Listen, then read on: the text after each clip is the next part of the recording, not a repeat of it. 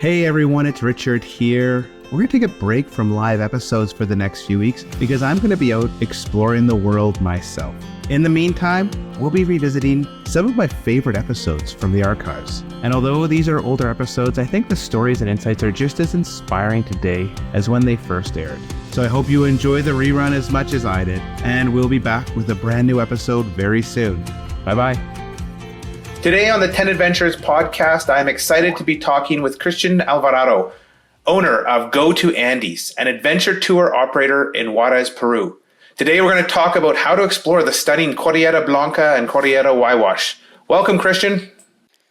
Hello, Richard. It's a pleasure to have with you. It is a pleasure also for me to meet by this way. Yeah, I've been excited for this podcast. I had a wonderful trip just before I got married in Bolivia and Northern Peru.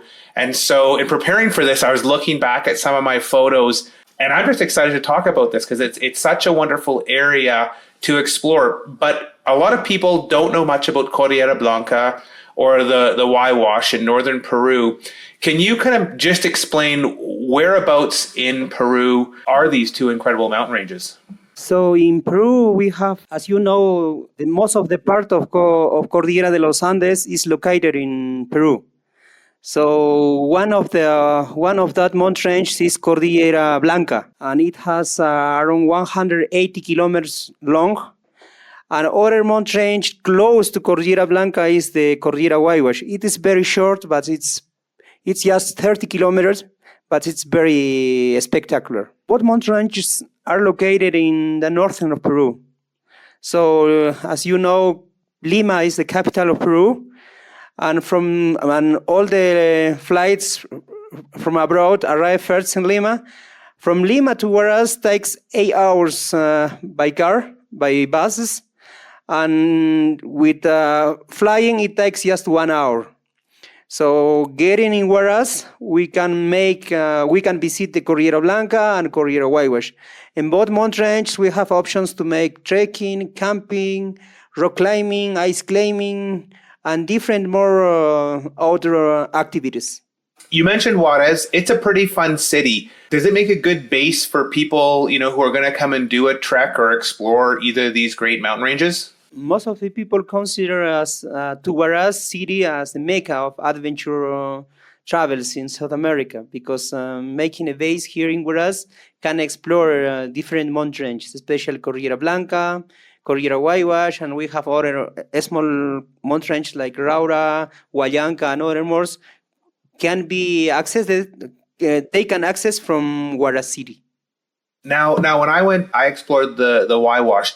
I think I spent 3 or 4 days just acclimatizing in Huayhuash because it's so high, when you go onto these treks. And I remember doing like little day hikes around Huayhuash.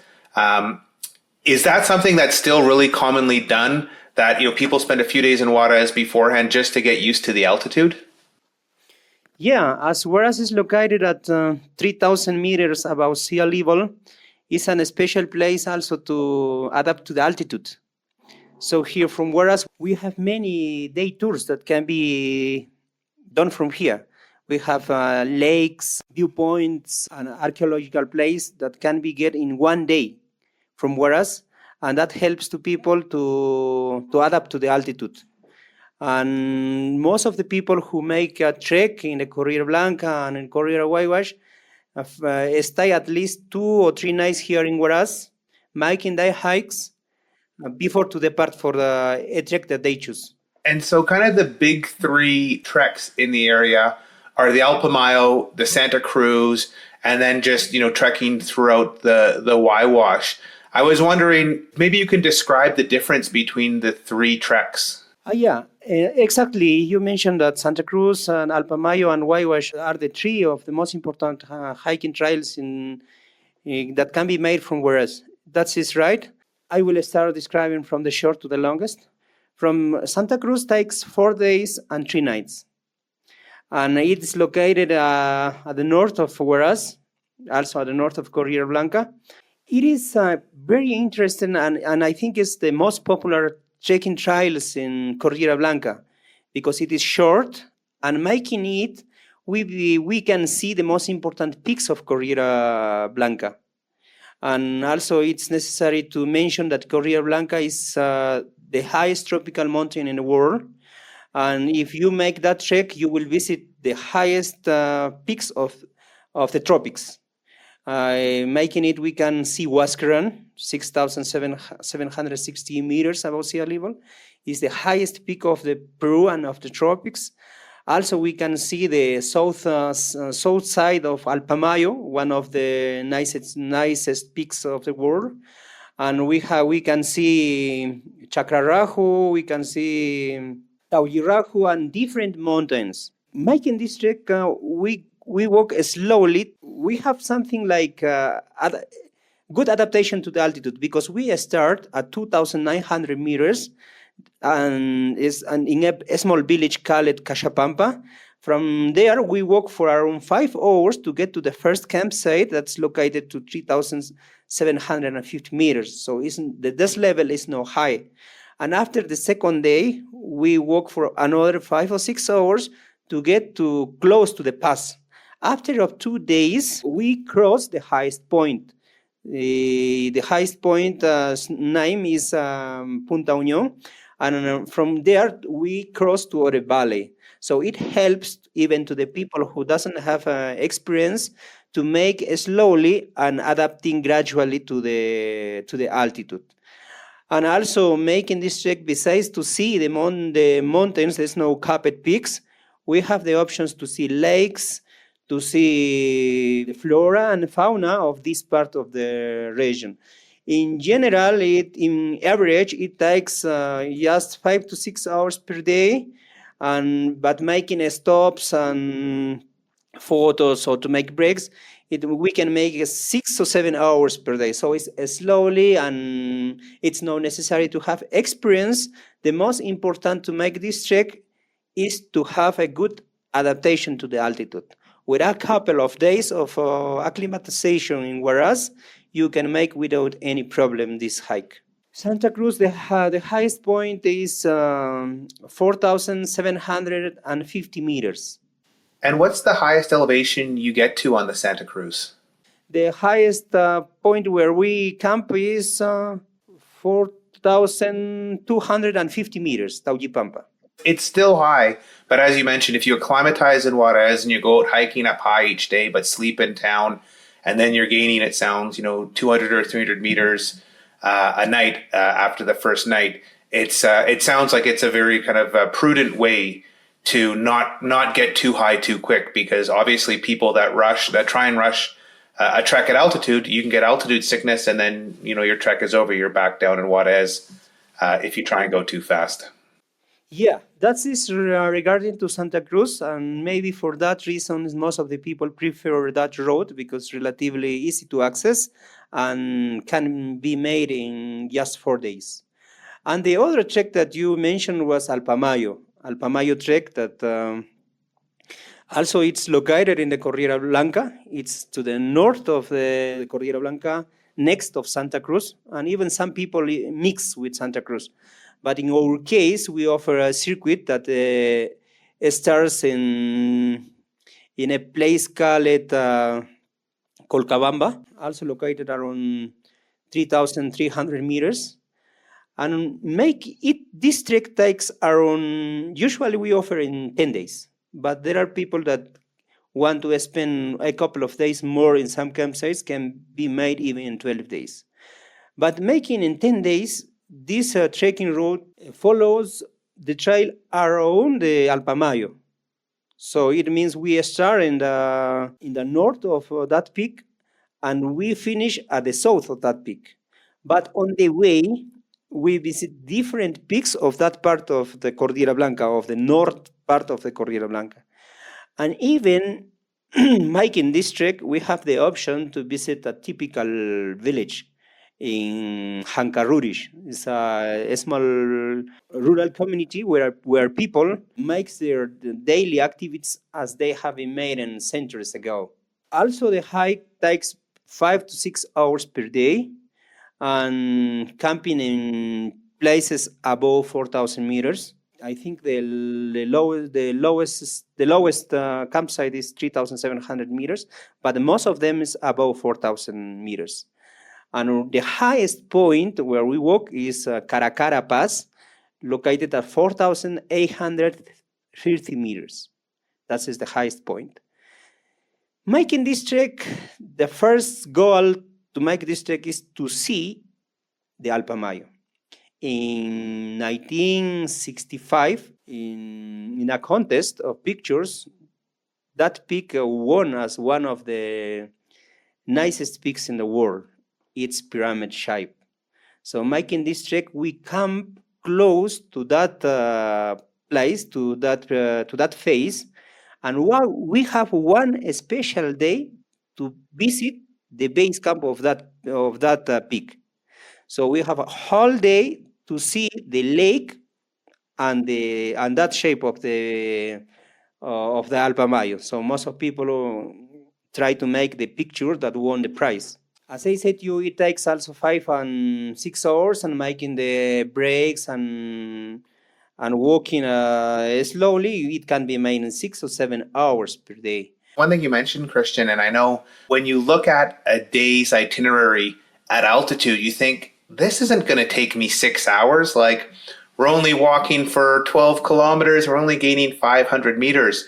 But it's really incredible when you're at altitude how much slower you walk. Yeah. I've looked at itineraries. I'm like, this is stupid. We can do twice as much. But sure enough, when you're at 4,200 meters, everything is it's slower. And before you know it, it's afternoon and you haven't gone as far. So sometimes the itineraries look easy, but they're actually pretty tough days, even though they're short.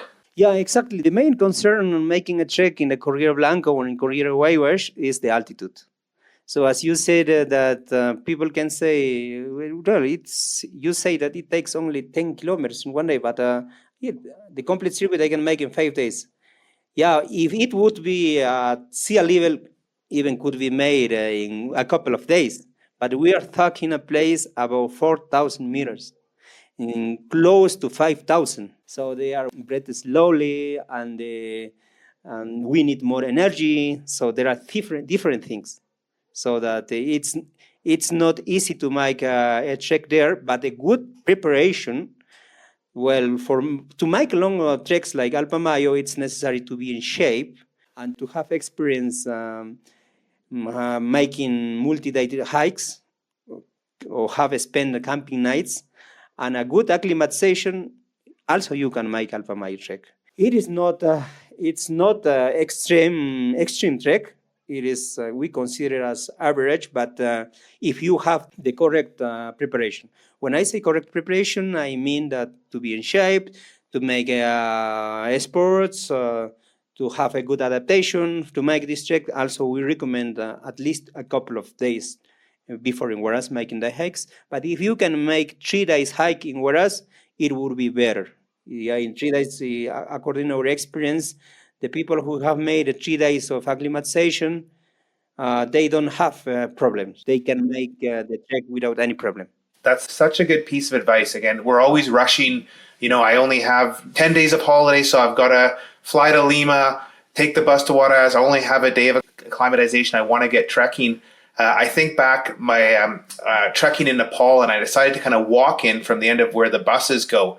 So I spent 3 weeks getting up to 3,500 meters, and I had no acclimatization issues at all because I'd spent so long, hiking up high, coming down low, hiking up high, coming down low.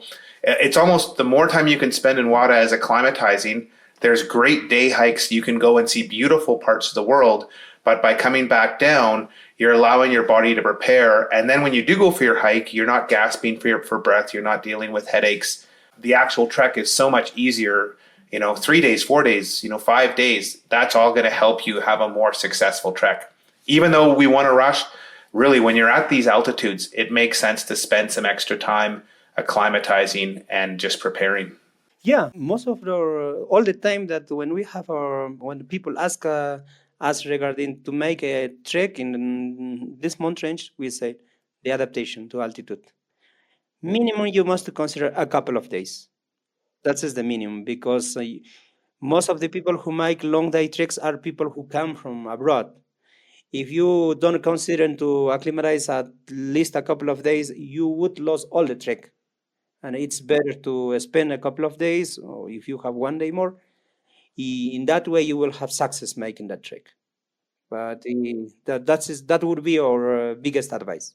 Now, the other trek that you mentioned was Huayhuash. Yeah, it's very popular in the people who make treks in the world, but in Peru is not known because to make it we need minimum 8 days to make the complete loop.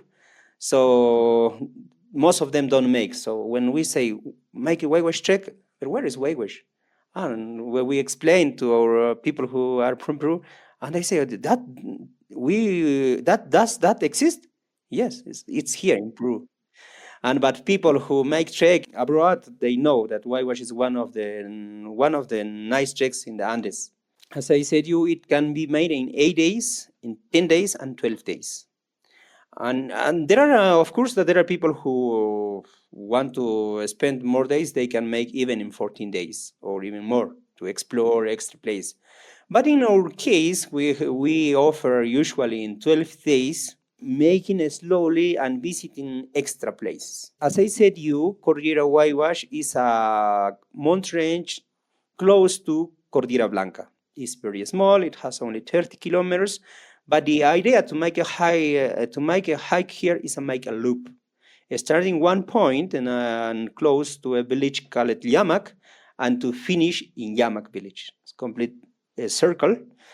And in those 12 days, we visit many lakes. And this mountain range is very, very wild.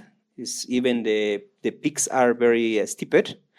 And for that reason, just a couple of mountains can be climbed. Most of them are made for people who are very skilled. So people would experience, like people who, for example, they are in Huayhuash also is located the second highest peak of the tropics, Yerupaja, 6,634 meters. And I think the reason the Huayhuash is so well known is obviously Joe Simpson wrote the book Touching the Void, which that's where I first heard of it. And I'm like, the photos in the book, I thought, I've never seen mountains like this. Like it's high and it's desolate, it's rugged. And I feel like all of us who read that book said, we have to get to this place. That's probably what drives all the demand for the Huayhuash, just reading that incredible book. One of the things why it's known is also for the movie. Touching the Void, filmed in the mountain Ciula Grande, by O.S. Simpson, who you have read the book, and in 12 days, we visit that place. We have one special day to camp in the same valley, and one day to explore the glacier and the road, how Joe Simpson arrived to the base camp. So if you have read the book, or if you have see the movie, you can compare and you can imagine how he was there, all the adventure. Yeah, and it must have been just completely wild then. Now there's lots of trekkers, but, reading that book, there was nobody. It was, a few mountaineers would go and try and do remote peaks, but it wasn't, 20 years ago, 25 years ago, I'd imagine it was just empty in those valleys. Yeah, because the access to Huayhuash was opened to most of people in the last 20 years. Before of that, in 1985, we were happening the adventure of Joe Simpson with Touching the Void. The access were very, very difficult. People had to walk minimum 15 days. Those times, only expeditions made Huayhuash. Not like now, it's easy because there are many roads, but in 1980s or 99, just few people can make, because to get to Huayhuash was very, very difficult. But even with the access now, making the trek is relatively, we consider that it's from moderate to hard, because the campsites are located at 4,000 meters, and even one of them is located to 4,500 meters. So it's higher than in Alpamayo or Santa Cruz. And we have almost every day one pass. We spend the night at 4,000. The next day we have walk up to 4,700 meters, to go down to 4,200. Every day, go up, go down, go up, go down, go up. I think making the complete loop, we have, I think, 10 passes. All the passes are about 4,600 meters. One of the pass is at 5,000 meters. So it's very high, it's very, very high. And for that reason, one time more, it's necessary to have a good acclimatization. To make whitewash, yes, it's recommended to be in shape. A couple of days or 3 days of acclimatization before to make that trek will help you a lot. When I did the Huayhuash, I'd been working kind of 7 days a week, 12 hours a day for a month and a half beforehand. I'd done no training, and it was so hard. It was the hardest trek I've ever done. And it seems like, 4,000 meters to 5,000 meters, it's not a big difference. But I remember I thought we reached just over 5,000 meters, and I could barely put one leg in front of the other. And I vowed I would never do another trek where I didn't get training beforehand, because even if you're in good shape, if you show up there and you haven't, been out hiking and pushing yourself, it is a really, really tough trek. Yeah, for that reason, we recommend them to be prepared physically. So if you want to make a trek, I recommend to practice before to be in shape. And there are some people who make without good preparation. So for that people, it will be difficult, but also they can make with the help of horses. But as the trail is, most of the part can be made riding horses. But if you are of that people who want to make in that way, you will lose the most important places. For example, there are the 3 lakes. It's very known. If you can watch in internet Huayhuash Trek, most of the pictures that will appear will be of 3 lakes, of Sigula Grande or Hawacocha. But if you make with horse, you will not see that place because the horse cannot go. That shortcuts or that extra places, it can be accessed just walking. It's not possible to be made but using horse. For that reason, if you want to explore, to see all the most important places of Huayhuash, make hiking. Make hiking and to hike. We recommend to be in shape. Maybe you can practice from 2 or 3 months before to come here. And the other thing that I need to remark regarding the Huayhuash is that most of the campsites are on the shore of the lakes, with the background of the mountain ranges.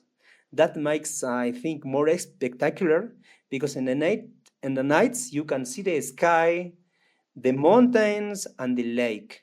If you like the astrophotography or you are amateur photographer, it's spectacular. Besides to see more places, and that the extra thing in the nights is amazing. And I have some great photos. We have a big photo in our basement of my wife feeding a donkey at a lake with an enormous mountain behind. And yeah, that's what I remember. Just the campsites were incredible. That's one thing. So when I was in Peru, it was entirely camping, but that was over 10 years ago. Is it still for these 3 treks? Is it entirely camping based, or have there been some guest houses or hotels sprung up that trekkers can use? No, all the treks in Santa Cruz, in Alpamayo, and Huayhuash are made camping. There are no guest houses. In Huayhuash, it's possible to making some changing a little bit the plan. We visit a small village called Guayapa. There are local people who offer their house to spend nights, but it's not common. So the most of the expeditions, most of the trekking tours, as is our case, we offer all camping. Making the 12 days trek, we camp 11 nights. And you mentioned villages. What about on Alpamayo or Santa Cruz? Do you go through little villages where you can kind of see how life is, these high mountains? No, in Santa Cruz, we don't visit any village because it's completely, there are no any village on the way. But making the Alpamayo, yes, we visiting Hankarurish, I think is the day number 4. We can interact with the people who live there, but we never have talked with them in order to visit their houses. But when we camp in that place, they come to offer us the things that they produce. Some handicrafts, sometimes they offer beers or things like that, with their typical custom, with a hat, a special jacket, and so it's the only thing that we can see. But it's not possible to visit their houses. Maybe talking with them in the next years, it would be possible because from the campsite to their house is very close, in just 5 minutes. I think this is what makes this part of the world so incredible. You know, if you go to other mountain places where there's, you know, really good trekking, you know, you're kind of always around people. You're going from village to village, which has some benefits. But these treks are really, really wild. And, you know, you'll see other trekkers, you'll see some guides, you'll see some horses and donkeys. But just to spend, you know, a week or 2 weeks out in the mountains without anything else around is really a unique experience, and something that I think is what makes, you know, these three treks so special. I was wondering, when is the best time to go to these treks? You know, I know in winter it's very chilly, but what are the months where it's still comfortable to trek?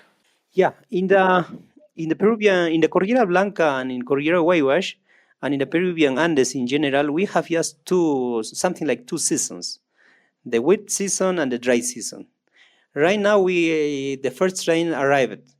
So from mid-October to end of March and until the mid-April, all those months we will be during the winter season. The best season to make treks and other activities in the Cordillera Blanca and or Cordillera Huayhuash is from mid-April to September, and begin June, July, and August, the driest months.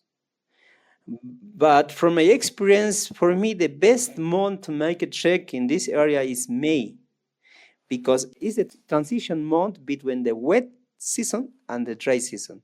It's something that we call the Andean spring, because the mountain is covered with fresh snow and the hills are greener, and it's nicer. It's possible to have a couple of days of rain, but compared with the experience to have fresh snow in the mountains and the landscapes are greener, and it would be better. But in general, the best season to make is from mid-April to September. And my experience, I think we went in August. It was really nice and warm during the day. It was very comfortable. But as soon as the sun went down, it got so cold, and we put all of our down on. But, you know, we thought, oh, look we're near we're so close to the equator. It's going to be warm, but it is still really cold at night, isn't it? Yeah, and as we are very close to the tropics, during the day the temperature we can have 18 degrees Celsius. But when, as you said, in the nights, it drops until -5. All the time we recommend to the people who visit, if you want to make a trek in the Peruvian Andes, we recommend to wear like an onion with different layers. You must be prepared for a hot day and also for the coldest night or coldest afternoon. So put at least 3 or 4 layers. If it is hot, you take off, and if it is cold, you put on. Yeah, I remember debating, do I bring my heavy kind of Canadian winter down coat, or do I bring like my autumn down coat? In the end, I brought my Canadian winter down coat. I was like so thankful I had that, because everyone was just shivering at night. The last thing is, you mentioned it a little bit. When I was there, they used donkeys to transport all your gear. So, you know, one of the nice things is when you're at elevation, you don't have to worry about carrying your, you know, a tent and all your food and all your gear. Is that still the case, that donkeys are used for you know, people's luggage and all the common group gear? Yeah, if you take a guided trek, the company who will arrange the trek will offer you that the transportation of your equipment using donkeys and or horses. There are people who make by their own backpacking, but it's very, very demanding. It's very, very difficult, because imagine to carry the things for 10 days, 25, 30 kilos the first days. I think it's not to enjoy. It's something like punishment, something like that. But I think that is not recommended to make a hike in Huayhuash because the altitude and the longest. So it's better to take a guided trek where you will have the option to be carried your equipment, your food, all the things by pack animals. And taking a guided trek, you don't have to worry to carry that because you only carry your day pack where you will put your water bottle, your jacket, your waterproof gear for that day, and your snack only to dedicate to see the mountain range, to enjoy. I think if you want to make a trek in Huayhuash, I would really recommend to make using a guided trek. But in the other can it will be very difficult. I couldn't agree more. I know when I was in Nepal, I just carried all my own stuff. It was, the routes were very clear, but you had villages every, couple hours where you could get food and drink. And so I didn't have to carry a tent or a cooker or any of my food. I was just carrying my clothes. Whereas in the Huayhuash, you're right, all of a sudden going to 4,000 meters with 10 days of food, a water filter, a tent, all your cooking gear. That's a super, super heavy pack. And it's a lot nicer to have a guide and some donkeys. And the best thing I found was just, you wake up and you have a hot breakfast made for you. You don't have to wake up and freeze in the cold. The guides, make all the meals, which just makes it, more time to appreciate the beauty of this incredible part of the world. The problem to make backpacking in Huayhuash is that you do not have the option to rest or to buy food on the way because there are no guest houses on the road. You need to carry all your stuffs and you need to carry all the food because the only village making Huayhuash you will visit is Guayapa. In Guayapa, you can carry little bit food, but carrying for 8 or 10 days, it's not easy. So it's better if we have the option to, if they want to make Huayhuash, I would strongly recommend to taking a guided trek. Definitely, definitely. Christian, this has been great to talk, and I'm just, as you've been talking, I've just been having the visions in my mind of, going over passes and looking down over desolate valleys, and just, even just the drive to get to Juarez, was fun. So for me, this has just been a great trip down memory lane. I thank you for sharing this. And as Peru continues to open up, as the pandemic recedes, I just think it's such a great way to kind of celebrate the end of the pandemic, to do an epic trip like going to, the Cordillera Blanca or the Cordillera Huayhuash, to really explore a different culture, a different landscape, and a really beautiful and challenging trek. So thank you so much for being on the podcast and sharing all this today. Yeah, I think after to have been some, we say that we have closed almost 1 year in our houses due to the COVID. To be in contact with the nature is one of the best options. And in our case, we would recommend to visit Peru. And if there are people who love to make outdoor activities like hiking and camping, I think in South America it's a good option.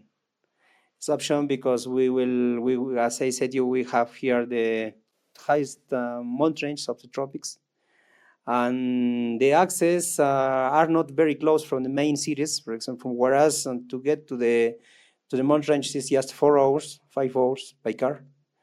And if we would have some kind of problems on the mountain range, it's easy to contact in order to be evacuated to the main city like Huaraz. And the other things is that in Huaraz we have different options for visitors, and we have hotels, restaurants, and we have clinics and hospitals, and where the visitor can be secure. And the other things is that we have different options. For people who don't want to spend many days, we can offer day hikes people who have just 1 week, we have short treks like Santa Cruz. For people who have more days like Alpamayo, or for people who like a little bit more adventures, we have option like Huayhuash. So that's it. And the other things is from Lima to whereas it's not very difficult. I hope the next year we will have the flights because the last 2 years it was closed. I like the bus. The bus is, it takes, I think it took 8 or 9 hours, but it was a really beautiful way to kind of see a different part of Peru. So sometimes bus journeys suck. It was a nice bus, at least when I went, and just, looking out at the Pacific Ocean and all the sand dunes and then kind of, going up through the foothills to the mountains. I thought it was a great bus journey personally. Yeah, I would like to mention about that. Yeah, we have very, very good companies, bus companies from Lima to Huaraz. They have a special service where you can, more than travel, you have something like a tour. Because as you said, you can see from the Pacific Ocean and gradually how change the landscape to the different altitudes from Peru. Lima located at sea level, you gradually go up to get to Conococha located to 4,100 meters. All that way you will see how all the things change according to the altitude in Peru. And so you have a journey of 8 hours where you will see all the things that happens from the sea to the mountains, how the landscapes change from the sands to see the mountain in around 7 or 8 hours. Also, that is very, very interesting, and with an extra service, with a good bus companies, where even you will have the meals. If you travel in the morning, you will have the lunch. If you travel in the night, you will have the dinner, and with service on board. It's like business class on an airplane. It really is. People think bus, it's nothing like that. So I want to say thanks, Christian. I'm also going to put in links to all the tours we mentioned on the podcast. And I'll put links in the show notes so people can check these out. I know next summer is going to be really busy. So now is almost the time for people to start thinking about what they want to do in the summer of 2022, because it is going to be, I think all of South America is going to be really, really popular because it is such an incredible place to explore. But I just want to say thanks. I loved hearing about these treks and hearing more about this beautiful part of the world. So thank you very much for being on the podcast. No, thank you to you to have the time to to talk with me, and it was a pleasure for me to show a little bit more about the mountain range we have here in the north of Peru. And it was incredible to hear it. Bye-bye. Bye-bye. Thank you.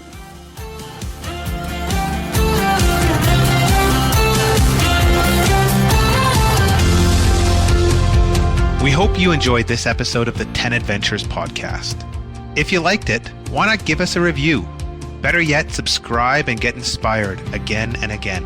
Also, if you want to find your own adventures, why not check out 10adventures.com, where you can use our free resources to plan your own trip or book a tour in over 60 countries and make your own epic memories on your next adventure.